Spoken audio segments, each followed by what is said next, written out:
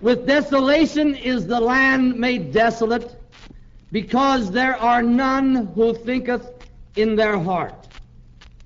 Somewhere along the path of life of every human being,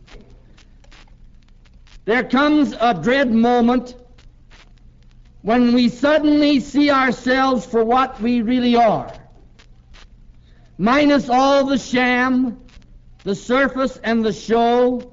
We stand face to face with truth, minus the deception of our own self-seeking and selfishness. We see ourselves clearly outlined in the aura of God's grace as it tears away all the foolish self-deceptions and shows a man for what he really is: selfish, deceitful, full of excuses, dishonest even to himself, and full of faults and failings. Now, to some few people, it may come in the green and virile freshness of youth, when failures still are only theory, and cocksureness still the ardor of the day. Blessed are they if they can then and there see the truth for what it is and follow it faithfully on down through all the subsequent years. To another some, the moment is delayed until remaining years are few, until they are fast fading and the will is battered and torn by life's long struggles and hardships. But to them truth remains obscure, enmeshed over the long years in the deceptions and the excuses of the world, the flesh, and the devil.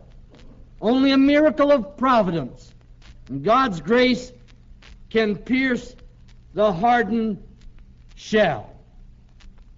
However, to most of us, this moment comes at a time when many of life's battles and years have passed, but at a time when there are still remaining sufficient years and sufficient vigor and initiative to seek truth and to pursue it in order to make it the motive of our living and the motive of our struggles and the security of our declining years. This moment may be occasioned by the death of a loved one or the loss of worldly goods, or it may be directly occasioned by the grace of God speaking to the depth of a lonely soul. To most alcoholics, it comes at that instant when we face that inevitable choice: death, insanity, or absolute sobriety. Sometimes, and to some of us, it comes with a blinding flash that seems to tear away the very foundations of life.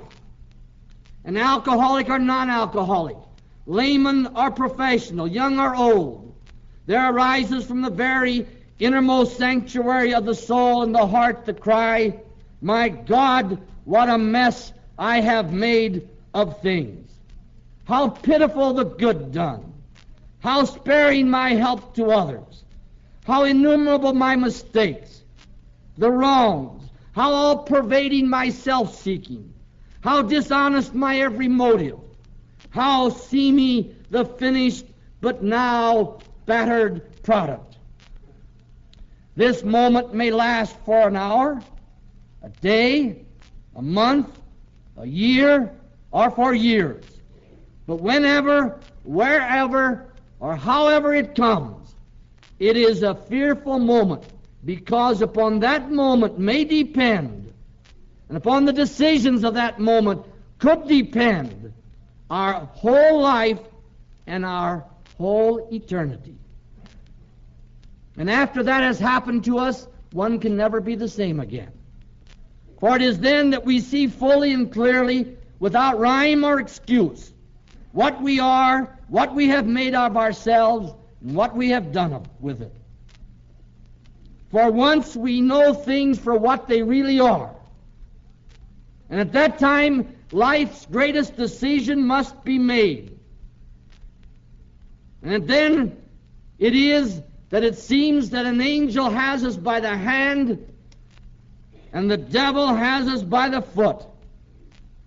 And having caught, perhaps only for a flashing moment, a vision of our own selves as we really are in the white light of truth, having seen the abyss that separates ourselves from the one we really thought we might have been, and having at the same time recognized our complete helplessness, we can do one of three things. First, we may rush back in confusion to the old surface view of things, to the thousands of half-remedies, to explain away the stubborn reality which we saw for the first time. In other words, we can excuse ourselves and return to our old ways of living. This is the decision of the vain man. Secondly, the shock may be so great, the failure so undeniably real, the disillusionment so crushing, that we despair, and in one way or other we seek to destroy ourselves, either factually or by the bottle. That is the decision of the proud man. Third is the way of the prodigal son, who dropped on his knees and cried, "Father, I have sinned, and with an echo, I am powerless. My life is unmanageable." And perhaps for the first time in our lives, we really pray and begin to meditate. This is the decision of the humble man. And as we pray and meditate day by day, we more and more realize how in previous years our lives were shot through with excuse-making and with a systematic and persistent dishonesty that amazes even ourselves. Now, why is this? Why had we picked up such a habit of excuse-making?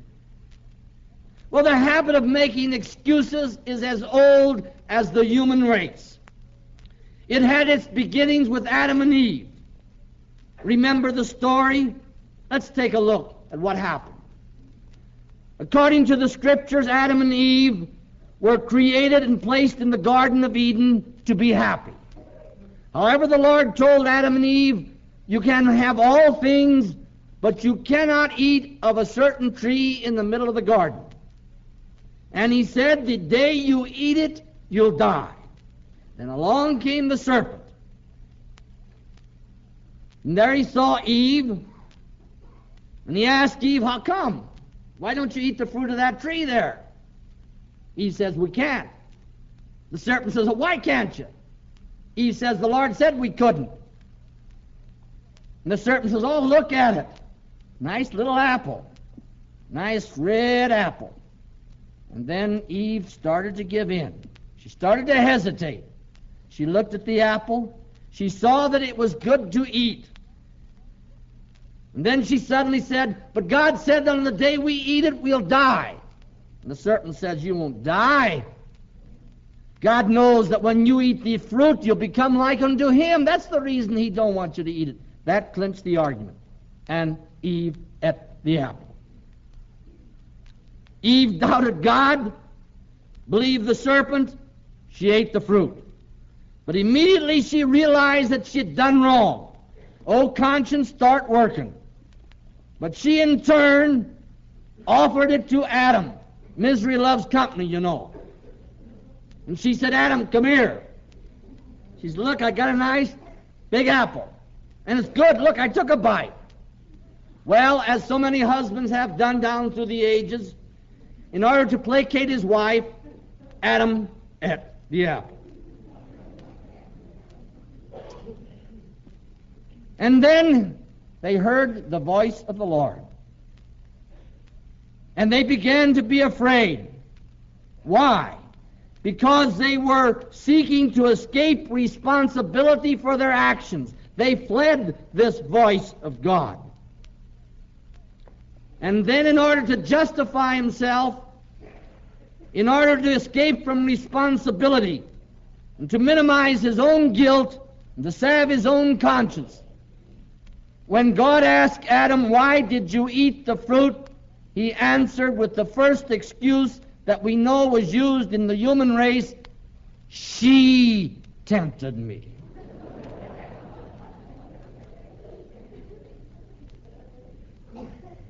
And then the Lord turned to Eve. And again we have excuse number 2. The serpent deceived me. I couldn't help it. To escape responsibility, to minimize her own guilt, to salve her own conscience, she excused herself. And then a little later in Adam and Eve's own family, we have the example of Cain and Abel. They were the sons of Adam. Cain got mad one day, and he killed Abel. And then the Lord came and said, "Cain, where is your brother Abel?" And we have excuse number 3. Am I my brother's keeper? I don't know where he is. He knew where he was, but he wanted to excuse himself. And centuries later, we have the parable that was given to us when the Lord gave a supper, invited many guests, you know, and they all immediately began to make excuse. The first said, "I bought a farm, and I must go see it." Now, can you imagine a guy buying a farm before he saw it? But it was a good excuse. Another fellow said, "I have bought 5 yoke of oxen, and I've got to go try them." Can you imagine a guy buying oxen without knowing what they were? The next guy had a little bit of honesty. He said, "I married a wife and I can't go."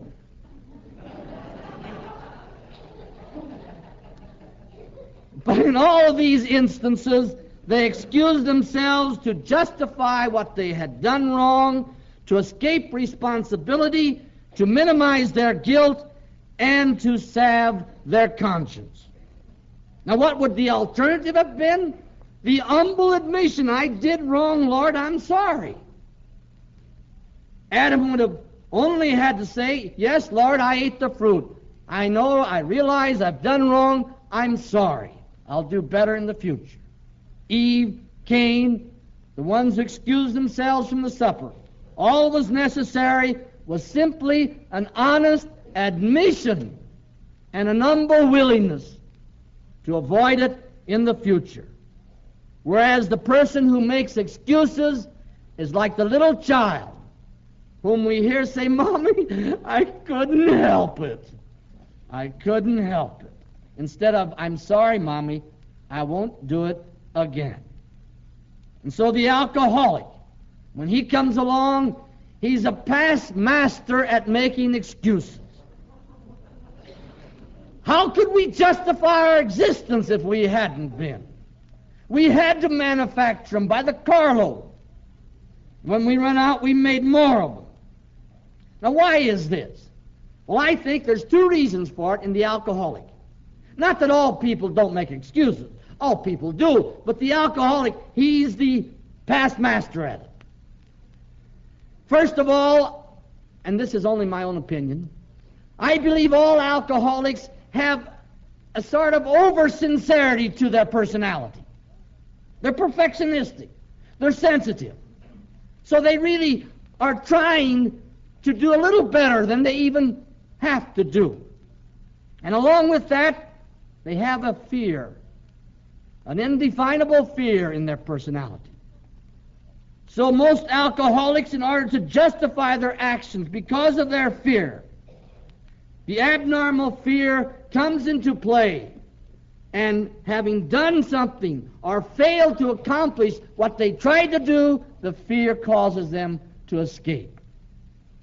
However, that's merely an opinion of my own.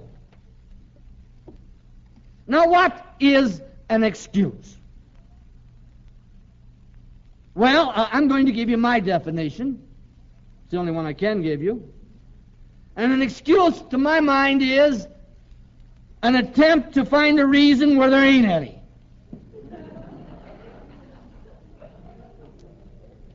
In other words, to avoid facing the whole truth.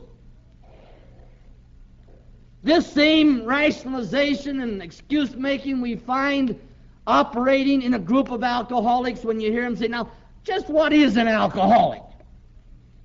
Looking for an out.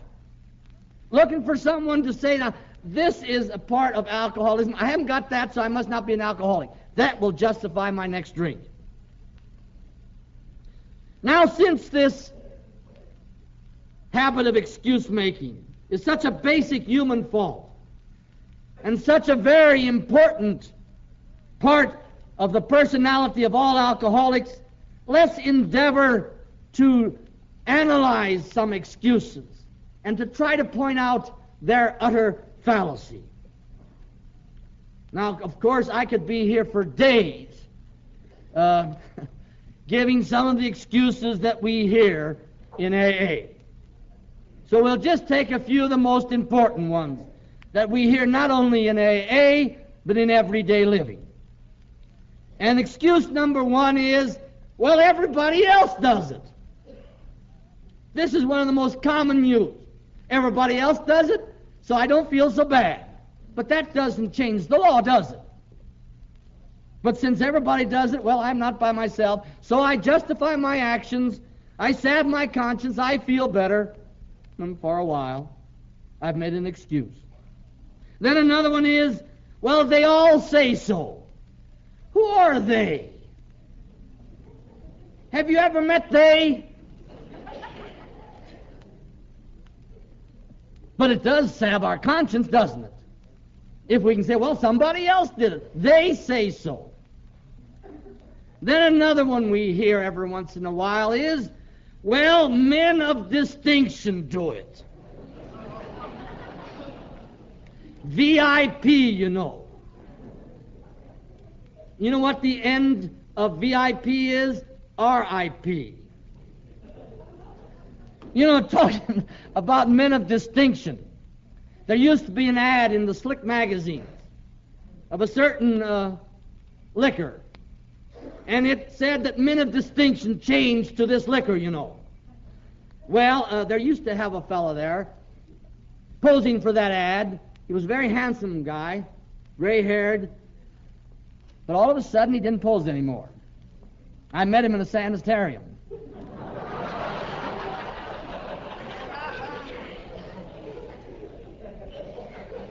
I don't know whether he changed or not. Then another excuse you hear once and again is, well, my mother told me so. Poor mom, she's gone now. Blame her for everything. Something my mother did when I was a child, you know. Mommy, I can't help it. Another excuse is, well, after all, there's no rules. We don't have to do it. No, we don't have to do it. There's only 12 steps. You don't have to take any of them.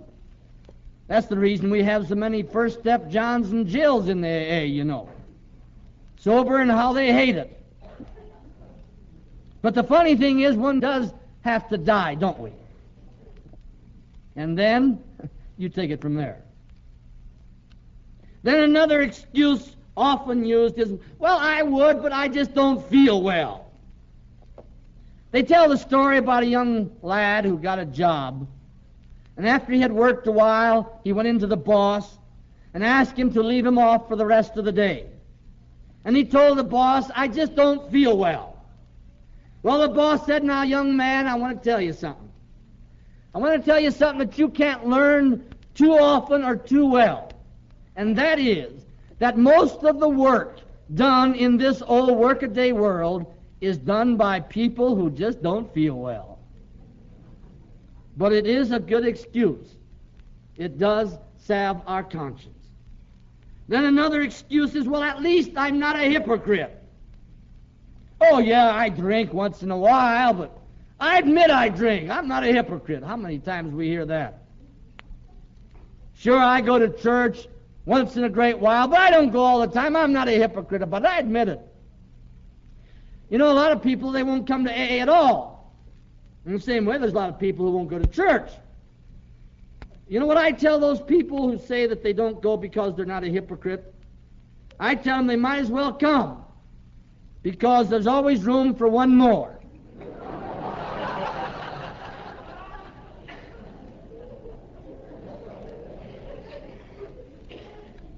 Then another excuse we hear in AA very often, and they lift that out of the big AA book, and that is, well, after all, I'm not a saint. That's right, we ain't. But you know what the Lord's going to say to that excuse on Judgment Day? He's going to just give you one little word. He's going to say, why? With all the helps I've given, with all the opportunities, with all the group help and everything else, well, then another excuse in the modern era, which is very common, is, well, after all, you got to let go once in a while. And my doctor said so. Well, in AA we say let go too, but we add something to it. We say let go and let God say how far to let go.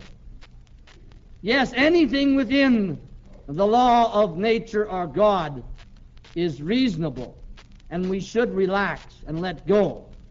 But to let go for anything, that's a wonderful excuse. Then another one is, well, I know a certain person, and he's a wonderful guy. And he does it. You know, it's amazing how many wonderful people there all of a sudden rises in the world when we want to quote one to excuse ourselves. Oh, I know a guy in AA, and he's a wonderful AA. And he does this. He don't do that. Wonderful people. Those are the kind we see in the sanitarium later on. They're not so wonderful then. Then another excuse you hear used in business quite often. And that is, well, if I don't, he will. So that justifies any action at all. I don't know what kind of excuses the guys on television use, but I think if you would have read the testimony last few weeks, you would have found some wonderful excuses, you know. One guy did it to help education. Well, that salved his conscience. Trying to find a reason where there ain't any. Then this next excuse, maybe I'd better let go. Maybe I'd better pass it over. I know the women would think much more of me if I did, but maybe I better hadn't, because then they'd say I would use an excuse. And that is, well, after all, it's a woman's privilege.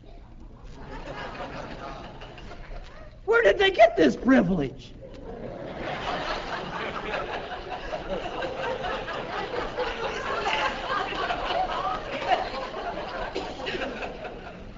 Did anyone in history or scriptures or anywhere down through the ages find where this privilege was given to a certain part of the human race?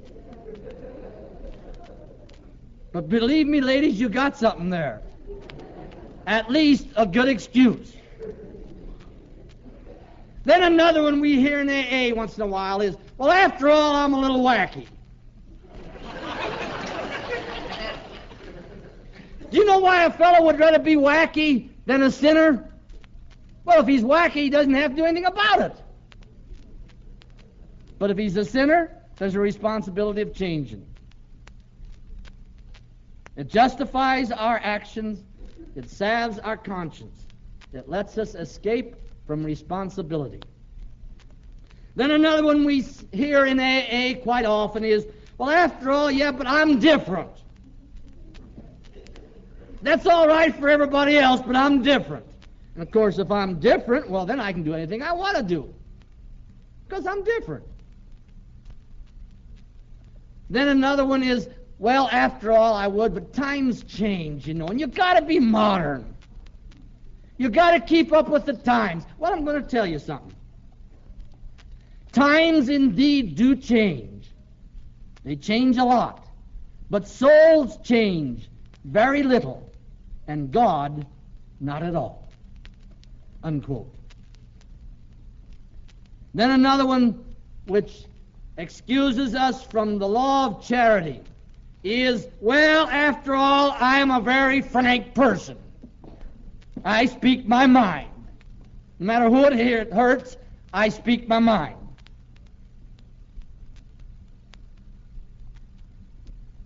Of course, the scriptures say he who thinks himself to be religious, not bridling his tongue, that man's religion is vain. And vain means worthless in the English language. Then another excuse is, well, after all, you see, I'm the nervous type. Oh, what an excuse that is. It's my nerves, you know. Me get mad? Well, I'm just nervous. Me lazy? I'm just resting my nerves. Me jealous? Well, she just makes me nervous.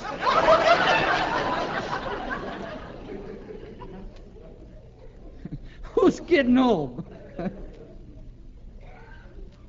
Then another excuse which is very prominent in AA circles, and that is AA comes first. And that we can use to excuse us from anything. That one gives us so many AA widows throughout the country, you know. I can get out of the house and go to a meeting because, after all, AA comes first.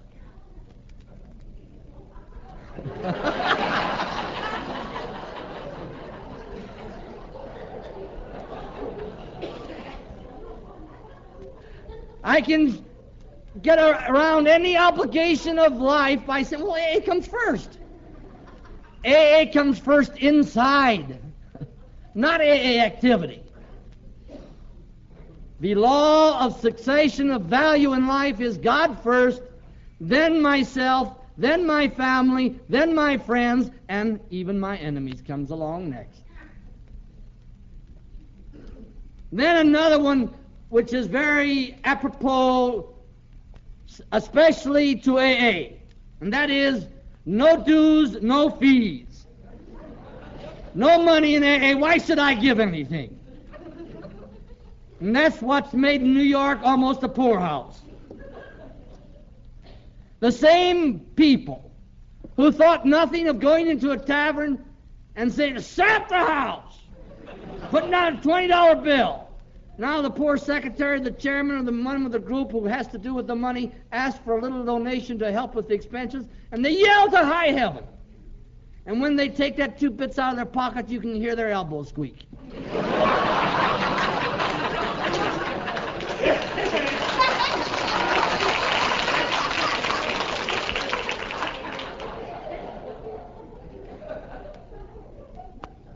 You know, speaking of this idea of helping out in the groups and no dues, no fees, in order to bring those together and explain how they can coexist mutually, they tell the story of a preacher who was preaching about salvation.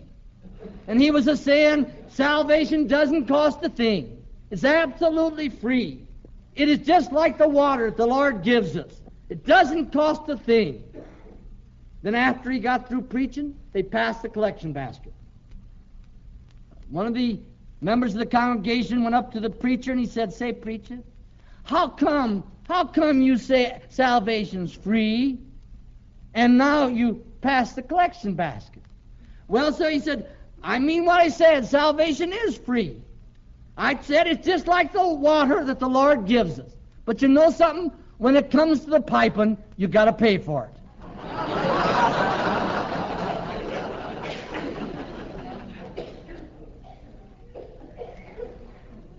Then an excuse which is an excuse to excuse all excuses, and is used all over the world in AA.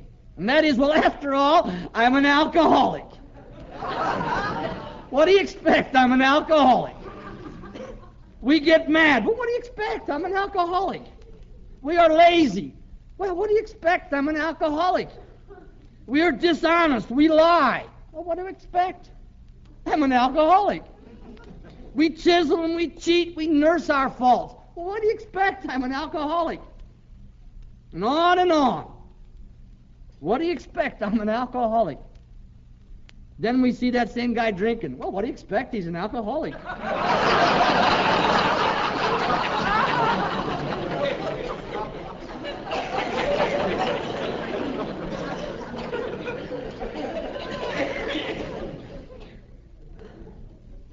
When we came to AA and were confronted with the 12 steps, we were faced with a big order to handle. But we begin to realize as we analyzed those 12 steps that there was a definite reason for all of these steps, and that reason was to substitute in our lives for the habit of excuse with the habit of seeking truth. Now let's take the 12 steps and see how even in the 12 steps, some members here and there will still try to excuse themselves.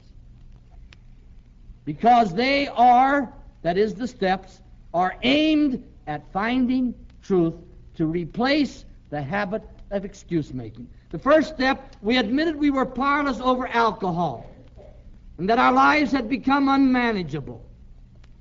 And how many excuses we hear to get around that step. Well, after all, yeah, I'm not that bad. Oh, I'm not powerless. Or maybe I drink too much, but I can run my life.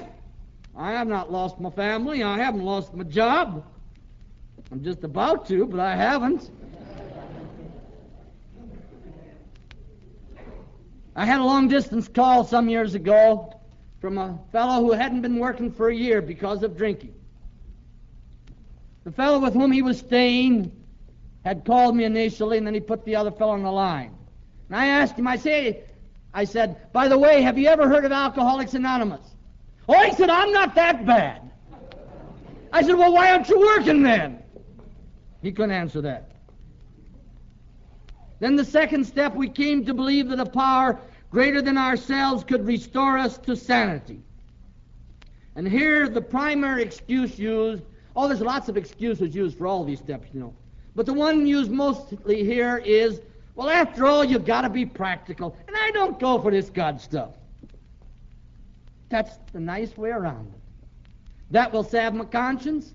That will get me out of adjusting again to life's obligations, because you've got to be practical. The funny thing is, the more spiritual we become, the more practical we become. But I beg you, hold me excused. Then the third step, we made a decision to turn our will and our lives over to the care of God as we understood Him. And here the excuse most often used is one little word, mañana. I'm going to take the third step, mañana, tomorrow. I'm going to turn part of it over, yeah, but I'll turn it all over to God tomorrow. Then the fourth step, we made a searching and fearless moral inventory of ourselves. And the excuse used to get around this step is taken from the Scriptures. That makes it seem valid. And it is, well, why should I take that step? The Scripture says, let the past be gone. Let the dead bury the dead. And after all, anyhow, it disturbs my peace of mind. So I don't take the inventory. And I have no peace of mind. And I have no serenity. And it won't be too long, maybe I don't have any sobriety either. Then the fifth step, we admitted to God, to ourselves, and to another human being the exact nature of our wrongs. And here we use one of the axioms of AA to get around it. How often you hear a fellow say, well, but we're told in AA, easy does it. Why should I go to all that bother? Take it easy. There's plenty of time. Keep putting it off, chum. That's the easiest way out of it. Easy does it. How we twist them to excuse ourselves. Then the sixth step, we were entirely ready to have God remove these defects of character. And here again, we have pride turned backwards. We have big shot-itis in reverse. We hear a lot of fellas and gals say, well, now, on this sixth step, why should I be ready to have God remove my shortcomings. I'm too bad. You don't know what I've done. And of course, that excuses us from doing anything about it. That's like the guy who's still drinking and says, look, I'm not kidding anybody, I'm hopeless. That's a wonderful excuse. If I'm hopeless, why should I try even? Then the seventh step, humbly ask Him to remove our shortcomings. And right away, somebody will pop up and say, well, why should I ask God to remove these shortcomings? He knows all about me. That justifies my laziness in prayer and meditation, and going to God, depending on God. I beg you, hold me excused. Then the eighth step. We made a list of all the people we had harmed and became willing to make amends to them all. And here we also have one little word, and that is but. Well, I would do this, but. After all, they did me wrong too. And after all, it wasn't all my fault. And after all, sometimes I couldn't help it. So I would do it, but. Oh yeah, I would make up that dishonesty I did to that fella, but. You know what a preacher one time said about but? He said, every time I ask the congregation to do something, they all tell me they would love to, but. And he says, I'm here to tell you that if you don't watch out, you're all going to hell on your butts one of these days.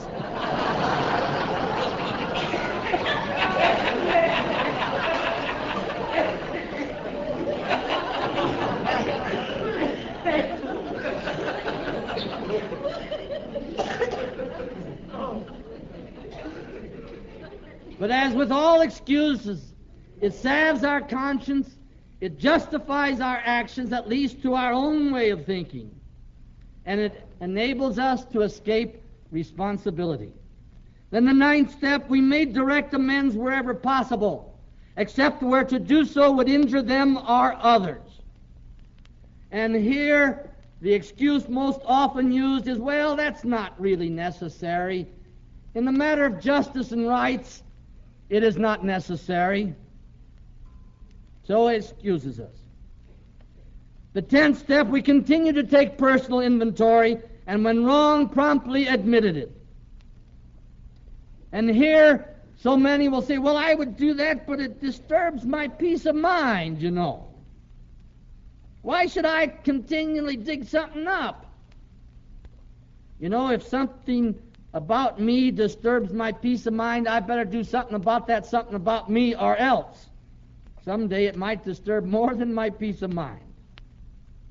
11th step, we sought through prayer and meditation to improve our conscious contact with God as we understood Him, praying only for knowledge of His will for us and the power to carry it out. And here, with this step about prayer and meditation, we hear so many say, well, I'm no pious puss. I'm no Bible thumper. That's all right for that type of guy, but I'm a real man, a real woman. Till I drink again.